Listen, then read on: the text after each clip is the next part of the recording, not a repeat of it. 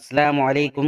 دوستو، آئیے چلتے ہیں اتر پردیش کے ضلع بجنور کے موزہ بگھالہ میں، جہاں 10 مارچ 2019 کو انصر ادبی یوٹیوب چینل کی معاونت و اشتراک سے استاد الشعراء محترم اسلم سیتا پوری صاحب کے اعزاز میں ایک پروقار اور خوبصورت محفل مشاعرہ منعقد کی گئی، جس میں صاحب اعزاز محترم اسلم سیتا پوری کے ساتھ ساتھ ہندوستان کے کہنہ مشق ادیب و شاعر محترم بینا بجنوری صاحب کے علاوہ محترم نعیم اختر رنگ صاحب، محترم ریاض حنفی صاحب، ڈاکٹر محمد احتشام تشنا نگینوی صاحب، ڈاکٹر تہذیب ابرار صاحب، یونس نوید صاحب کو ان کی ادبی خدمات کے اعتراف میں خدمت ادب ایوارڈ سے نوازا گیا، اور لہر پور سے تشریف لائے مہمان نوجوان شاعر منظر لہر پوری صاحب کو بھی ایوارڈ دے کر حوصلہ افزائی کی گئی۔ مشاعرے کی مسند صدارت پر جلوہ افروز رہے محترم بینا بجنوری صاحب اور نظامت کے فرائض کامیاب تحقیقی ناظم و شاعر ڈاکٹر تہذیب ابرار صاحب نے انجام دیے، جبکہ ڈاکٹر محمد احتشام تشنا نگینوی صاحب نے افتتاحی نظامت کی ذمہ داری بخوبی نبھائی۔ مشاعرے کے کنوینر انصر بجنوری اور معاون کنوینر قاری انس جمالی صاحب رہے۔ مشاعروں کی دیرینہ رسم شمع روشن دہلی سے تشریف لائے استاد شاعر نعیم اختر رنگ صاحب کے دستے مبارکہ سے انجام پائی۔ قاری محمد ہارون صاحب کی تلاوت کلام پاک سے مشاعرے کا بابرکت آغاز ہوا۔ دوستو، بڑا خوبصورت مشاعرہ سرزمین بگھالہ پر آج منعقد کیا گیا ہے۔ اس کی ایک خصوصیت یہ بھی ہے کہ یہ مشاعرہ ایک بہت احساس شخصیت کے نام سے معنون کیا گیا ہے۔ محترم اسلم سیتا پوری صاحب، جنہوں نے صرف شاعری کی نہیں ہے بلکہ اردو شاعری کی آبیاری اور اردو شاعری جن حالات سے گزری ہے، اور اردو شاعری نے جو تاریخی ادوار دیکھے ہیں، ان تمام ادوار میں انہوں نے غزل کو نئے رنگوں آہن سے نہ صرف وابستہ کیا ہے بلکہ اس کو ایک شناخت، ایک پہچان بھی بخشی ہے۔ تو میں بہت شکریہ ادا کرنا چاہتا ہوں محترم انصر بجنوری صاحب کا کہ انہوں نے ایک ایسے شاعر کے نام سے آج کا یہ مشاعرہ ان کے نام سے منعقد کر کے اپنی اردو نوازی کا ثبوت دیا، ادب نوازی کا ثبوت دیا۔ اس کے لیے میں بہت شکریہ ادا کرتا ہوں دوستو۔ سامعین کے تعلق سے جہاں تک بات کی جا سکتی ہے تو میرے خیال سے اس کو منی مشاعرہ بھی نہیں کہا جا سکتا، لیکن اتنی مخصوص اور اہم نشست ہے یہ کہ اکثر میں یوٹیوب چینل پر جب پاکستان کی نشستیں دیکھتا ہوں تو وہ اسی طرح ہوتی ہیں، اور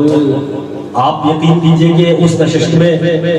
مجید امجد صاحب بھی تشریف فرما ہوتے ہیں، پروفیسر پیرزادہ قاسم صاحب بھی اس میں تشریف فرما ہوتے ہیں، اور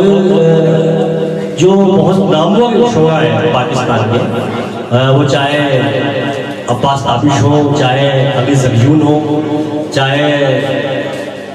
تہذیب حافی ہو یا عمیر منظر ہو، وہ تمام لوگ اپنی کاوشیں، اپنی تحقیقات ان اساتذہ کی موجودگی میں پیش کرتے ہیں۔ ایک اور بہت معتبر نام محترم بینا بجنوری صاحب کا ہے، جو ہمارے آج کے اس خوبصورت مشاعرے کی صدارت فرماتے ہیں۔ ان کی موجودگی سے مشاعرے کو واقعتاً بقا بخش ہے۔ دوستو، میں آپ تمام کی طرف سے ایک شعر میرے ذہن میں آ رہا ہے۔ طارق قمر نے ایک شعر کہا تھا کہ یہ چند لوگ میرے آس پاس بیٹھے ہوئے، یہ چند لوگ میرے آس پاس بیٹھے ہوئے، یہی کمائی ہے میری، یہی خزانہ میرا۔ تو دوستو، بھنگئی آج کے سامعین کی تعداد کم ہو، لیکن شعراء حضرات کے لیے واقعتاً یہ بہت بڑی کمائی ہے، بہت بڑا خزانے کی حیثیت رکھتی ہے آپ کی تعداد۔ تو تعداد پر نہ جائیے، یہاں مجھے پروفیسر شمس الرحمان فاروقی کا ایک مقولہ یاد آ رہا ہے۔ انہوں نے کہا تھا کہ کبھی پوچھوں میں منعقد ہونے والی وہ ادبی نشست ہے، وہ ادبی محفل ہے ان بڑے مشاعروں پر فوقیت رکھتی ہے، ان بڑے مشاعروں سے زیادہ اہمیت رکھتی ہے جن میں قوم کا ایک کثیر سرمایہ خرچ کیا جاتا ہے۔ بہرکیف مشاعروں کی اہمیت بھی اپنی جگہ مسلم ہے۔